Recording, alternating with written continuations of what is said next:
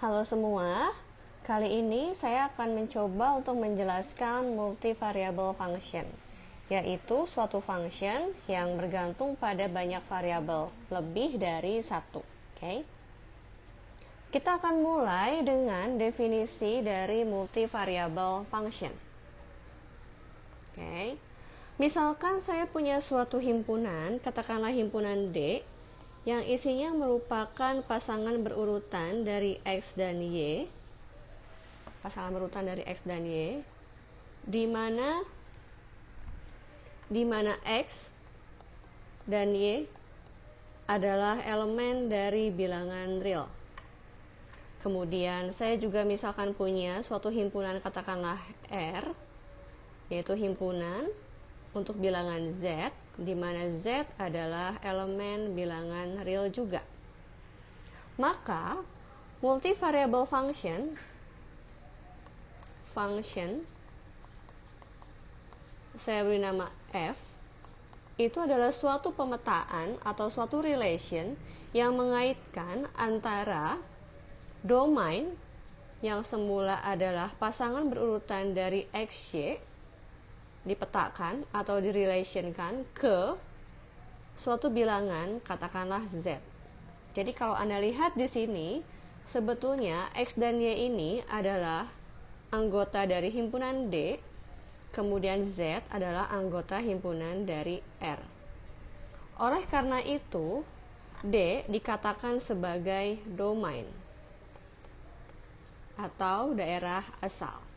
Sedangkan R dikatakan sebagai range, yaitu daerah hasil. Jadi kalau kita perhatikan bersama, di sini inputnya ada dua, yaitu X dan Y, sedangkan nanti outputnya berupa suatu bilangan.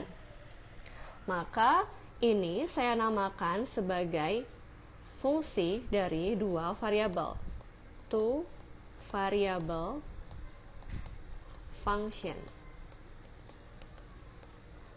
Definisi ini bisa kita generalisasi kepada fungsi dengan variabel lebih banyak, misal 3 variabel, 4 variabel, atau n variabel.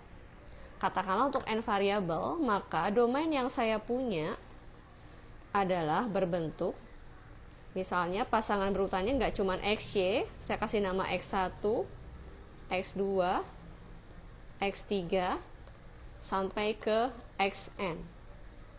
Oke, di mana X1, X2 sampai ke Xn juga adalah elemen bilangan real. Oke.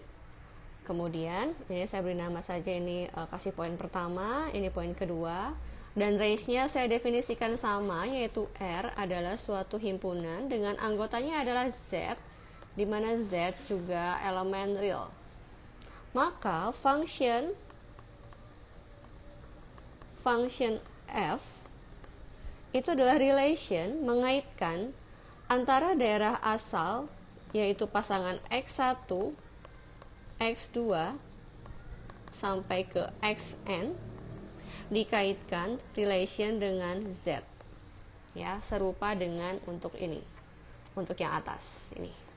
Nah, inilah dia definisi untuk n variable function.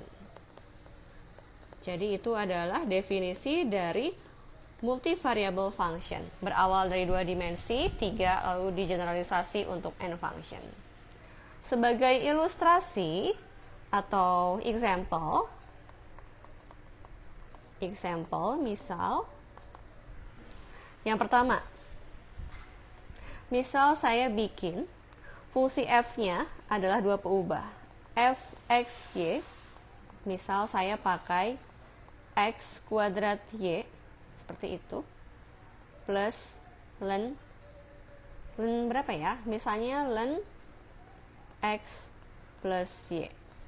Nah, ketika saya input misalnya f dari 1,0 misalnya, maka saya akan punya 1 kuadrat dikali 0 ditambah len 1 ditambah 0.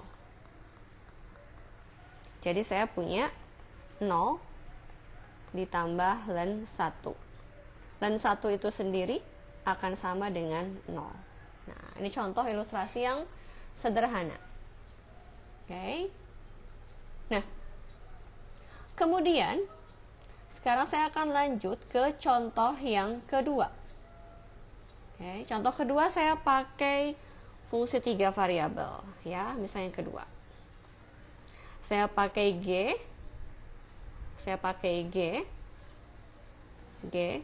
X, Y, Z sama dengan, misalnya mau apa? Misalnya mau sin dari X, Y pangkat 3 misalnya ditambah X per YZ. Misal saya mau hitung nilai G pada saat X-nya adalah T, pada saat Y-nya adalah T kuadrat, dan pada saat Z-nya adalah T pangkat 3. Maka X digantikan oleh T, Y digantikan oleh T kuadrat, dan Z digantikan oleh T pangkat 3. Sehingga yang saya punya adalah sin X-nya adalah T, Y-nya adalah T kuadrat. T kuadrat dipangkat 3, T pangkat 6 dikali T pangkat 7. Oke. Ditambah dengan X-nya adalah T dibagi dengan YZ. Y-nya T kuadrat, Z-nya T pangkat 3, jadi T pangkat 5. Yang bisa saya sederhanakan menjadi sin dari T pangkat 7 ditambah 1 per T pangkat 4. Nah, sekarang jelas terlihat bahwa semula inputnya ada 2 di sini untuk yang example 1 dan hasilnya hanya ada 1. Demikian juga untuk yang example 2, saya punya inputnya adalah 3, yaitu X, Y, dan Z, dan outputnya itu hanya 1. Walaupun ini masih panjang karena saya inputnya berupa variabel. Ya, jadi ini sebetulnya satu kesatuan. Ini. Sin T pangkat 7 ditambah 1 per T pangkat 4. Itu adalah cara saya mengilustrasikan dari fungsi multivariabel. Yang jelas bisa dikembangkan untuk sampai n variable function.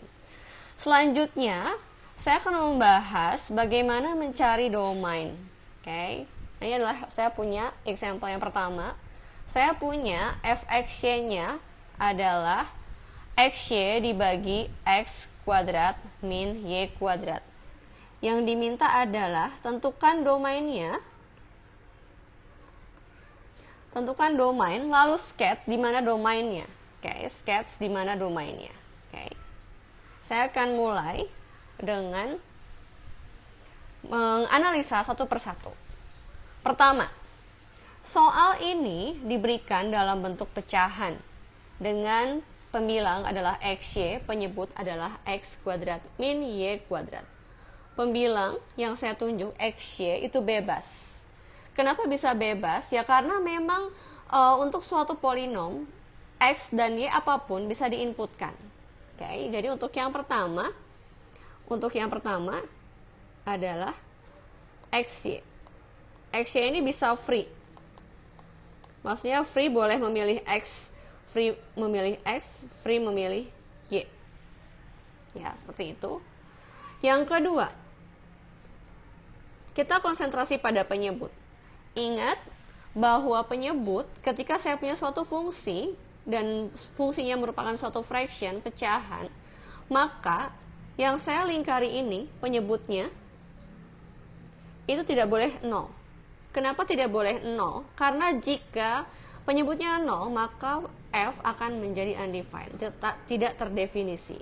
Maka, oleh karena itu, saya punya bahwa x kuadrat min y kuadrat tidak boleh sama dengan 0. Okay. Kalau negatif boleh nggak? Boleh. Toh tetap terdefinisi. Kalau positif boleh juga.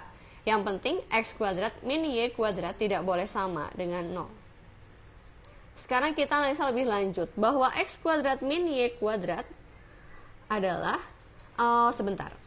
Untuk domain itu sendiri, saya sudah bisa mendefinisikan domain Yang penting X kuadrat min Y kuadrat tidak sama dengan 0. Sehingga domainnya adalah D sama dengan himpunan pasangan berurutan X, Y, such that, sehingga sedemikian X dan Y harus memenuhi X kuadrat min Y kuadrat tidak boleh sama dengan 0. Nah, jika yang ditanya hanya berupa domain, cukup sampai di sini. Tapi saya minta sketch. Di daerah mana? Ya, di daerah mana yang ternyata merupakan domain dari fungsi nomor 1? Saya punya sumbu, katakanlah ini sumbu X, dan ini adalah sumbu Y. Oke. Nah, kemudian saya akan terjemahkan dulu ini. X kuadrat min Y kuadrat tidak sama dengan 0, itu artinya adalah X plus Y dikali X min Y tidak sama dengan 0. Artinya saya boleh memilih antara X plus Y tidak sama dengan 0 atau X min Y juga tidak boleh sama dengan 0. Kemudian perhatikan juga ketika X plus Y tidak sama dengan 0, itu artinya X tidak boleh sama dengan min Y. Satu lagi, ketika X min Y tidak sama dengan 0, berarti X tidak boleh sama dengan Y. Sekarang, mari kita gambarkan grafiknya. Untuk yang pertama, X tidak sama dengan min Y. Sedangkan grafik X sama dengan min Y atau Y sama dengan X atau Y sama dengan min X, bentuk grafiknya adalah seperti ini. Oke, saya akan mencoba gambar dengan hati-hati. Coba ya, ini grafiknya untuk Y sama dengan min X.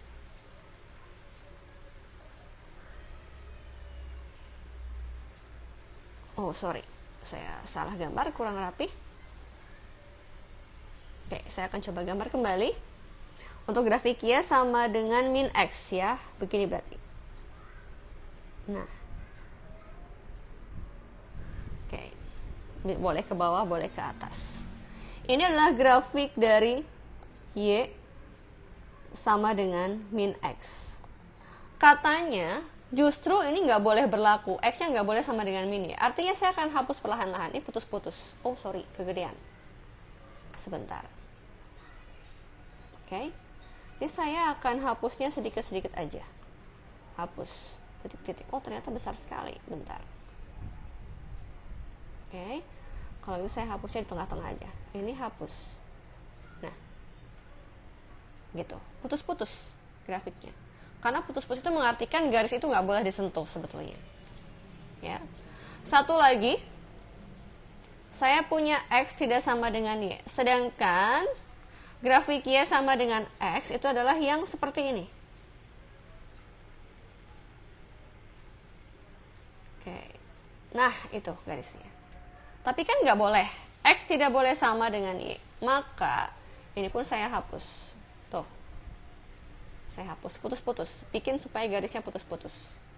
Ya. Berarti, jika saya sketch, domain dari soal nomor pertama adalah semua daerah ini, whole daerah ini, semua daerah di bidang XY kecuali yang ada di garis warna merah. Anda boleh tuliskan dengan kata-kata. Oke. Kita lanjut dengan soal berikutnya. Ya. Sekarang saya punya len dan akar. Oke, saya punya len dan akar. Pertama, saya akan buat untuk len Y min X. Ingat bahwa len itu tidak boleh negatif. Oke. Karena kita nggak punya len min 1, len min 2, itu nggak ada nilainya. Juga tidak boleh 0. Lalu ada yang bilang, boleh dong Bu 0, karena kan len 0 itu sama dengan minta hingga. Loh, itu kan di limit.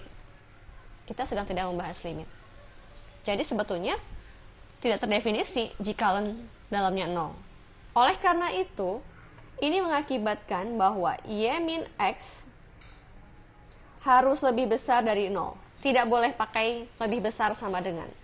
Artinya, Y lebih besar dari X. Itu untuk si pemilang. Untuk ini. Oke. Sedangkan untuk penyebut ini, oke, yang saya punya adalah akar. Akar, dan ini X plus, minus. X minus X minus Y plus 1.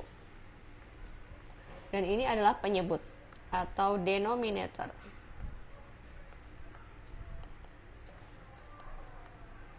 Oke. Nah, akar itu tidak boleh negatif. Oke. Boleh 0 nggak? Boleh. Akar boleh 0. Jadi, ini X min Y plus 1. Oh, sorry. Berantakan. Jadi, X min Y plus 1 tidak boleh negatif, jadi lebih besar sama dengan 0. Tapi Anda perlu ingat sesuatu. Karena akar ini sebagai penyebut denominator, maka penyebut itu nggak boleh 0. Sehingga yang kita punya bukan cuma lebih besar sama dengan 0, tapi harus kita hapus sama dengannya. Jadi yang kita punya hanyalah X min Y plus 1 harus lebih besar dari 0. Kalau cuman akarnya itu boleh pakai sama dengan 0, tapi gara-gara dia di bawah, gara-gara dia sebagai penyebut, makanya nggak boleh sama dengan. Yang bisa saya tuliskan sebagai Y lebih kecil, gitu ya. Atau mau saya bikin begini aja. Y min X gitu, lebih kecil dari 1. Jadi X-nya pindah ke kanan, Y juga pindah ke kanan, 1 tetap di kiri, maka akan berubah jadi lebih kecil. Oke, sekarang kita akan menggambarkan satu-satu. Oke, saya akan mulai dengan grafik berwarna biru, misalnya, hijau. Ini grafik untuk yang hijau, ini saya kasih tunjuk nih yang hijau. Saya punya Y lebih besar dari X, atau saya gambarkan dulu garis Y sama dengan X. Oke. Saya gambarkan dulu garis Y sama dengan X adalah ini. Jadi Y sama dengan X. Gitu. Kita lihat mana yang lebih besar. Cara ngecek lebih besar lebih kecilnya, saya boleh ambil satu titik. Katakanlah misalnya 2, 0. X-nya 2, Y-nya 0. Oke. Ketika Y-nya 0, apakah besar? 0 lebih besar dari 2. Oke, saya cek di sini. Y lebih besar dari X, tapi ketika saya ambil titik yang ini, maka saya punya X-nya 2, Y-nya adalah 0. Betul nggak 0 lebih besar daripada 0? 0 lebih besar daripada 2. Ini salah. Salah. Oke. Jadi daerah ini nggak boleh diambil, maka daerah yang saya ambil, yang saya arsir adalah ini. Ini adalah daerah dari Y lebih besar dari X. Jadi ini saya hapus, yang ini saya hapus. Itu. Karena Y lebih besar dari X nggak pakai sama dengan, berarti ini putus-putus. Saya hapus dikit-dikit grafik ini. Garisnya? Nih. Tuh, saya bikin putus-putus. Ya. Ini adalah untuk grafik Y. Ini adalah untuk grafik Y sama dengan X. Dan karena dia Y lebih besar daripada X, maka daerah ke atas saya arsir dan bikin garis putus-putus. Sekarang saya akan lanjut dengan garis berwarna kuning untuk yang ini. Oke, Y min X lebih kecil dari 1. Maka saya akan mulai dengan garis Y min X sama dengan 1. Di mana garis Y min X sama dengan 1, yaitu garis yang jika disumbu Y, X-nya 0. Ketika X-nya 0, maka Y-nya adalah 1. Jadi dia melalui titik 0,1 ini. Memotong sumbu X di Y-nya sama dengan 0. Kalau Y sama dengan 0, berarti X-nya min 1 ini. Maka garisnya adalah saya bikin seperti ini. Nah. Oke. Dan sekali lagi kita cek lebih kecil dari 1 itu daerah yang mana, yang atas atau yang bawah. Oke. Kita lihat nih. Paling mudah saya ambil titik 0,0. Ketika X-nya 0, Y min X ini, ketika Y-nya 0, ketika X-nya 0, apakah benar kurang dari 1? 0 min 0 kurang dari 1. Benar. Oh, berarti ini kerasir titik ini. Maka saya punya daerahnya adalah seperti ini.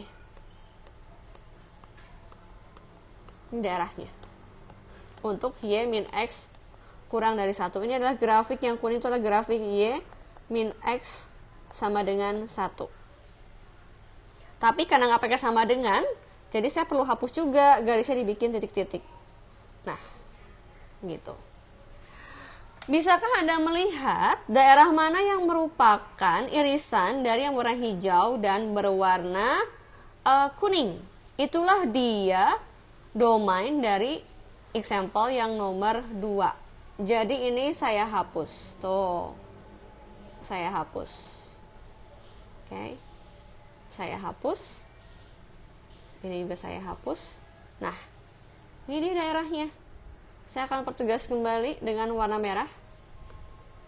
Inilah dia daerah domainnya. Ya, ini daerah domainnya.